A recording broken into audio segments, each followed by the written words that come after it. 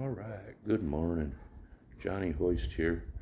We're still playing. Let me double check because I'm blind. All right, we're working. What are we playing with? We are playing with Naked and trying to bust my butt. We got Chill Chill representing. Chill, can you sit? Can I get a smile? Can I get, no, don't bounce. How about a smile?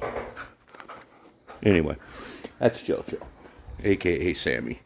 So, since the first video, I have the 1-tons installed. We got a proper Dana 60 up front and a Dana 80 Monster back here in the back with traction. We got the subframe for the wheel lift, and we have not one but two pieces of identical cleaned Ford frame. Why do you ask that I have that? Well, any place that you can see that's shined, plus I'm going to take, and if you look, or you can see, yeah, you can see the red line down this. We're going to cut it right here. This is where the transmission crossmember will be. We're going to make a nice pretty end out of that, and then we're going to split that sucker all the way down, all the way down in half. Now, I still have to take off the cab mounts because we're going to use those, but once we get that split, you're not helping. Once we get this,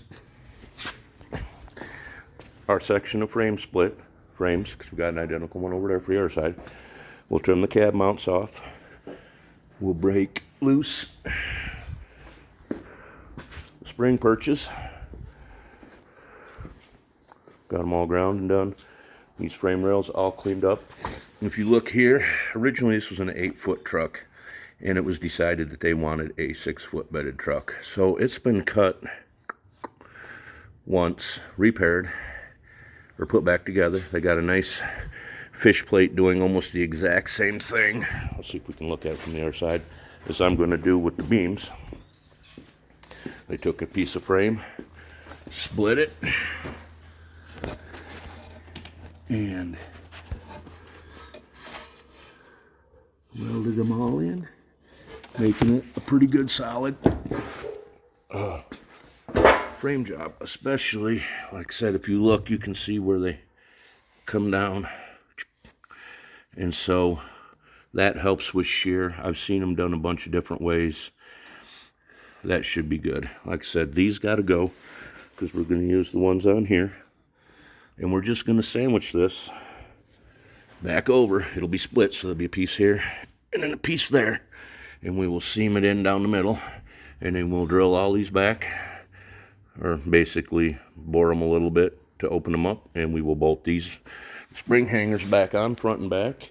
And we will essentially have a double frame from right behind the transmission crossmember all the way up through. They love to break them in here,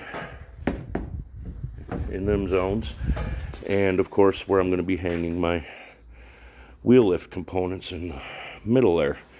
So she'll be double framed. She should be pretty stout.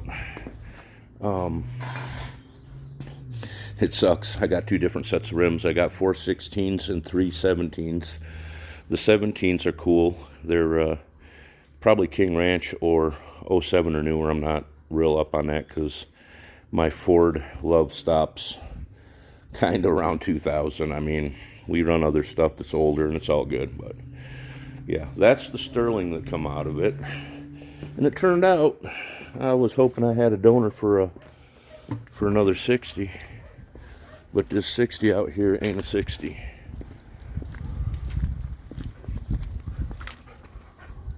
At least so says my guy. I don't know. That looks like it hangs down there pretty deep, but it's he said it was a 50. The truck was originally a 250, not a 1-ton. Even though it had a 7.3, that would suggest that it did indeed have a Dana 50 in the front. But anyway, she's 1-tonned up. Again, Fords are killer modular. If I'd have wanted to, I could have used the Sterling calipers on the Dana. On the outside of it, apparently it's pretty moderately close, but that's a dually rear end. The next stuff you'll see, I may try to run a little video when I cut these up, but the next thing you'll see is going to be fit up. The other thing I did was, because I'm going to cut off the cab mounts, I unbolted the cab, jacked it up, give me a little space. I'm not sure, but I may take and, hands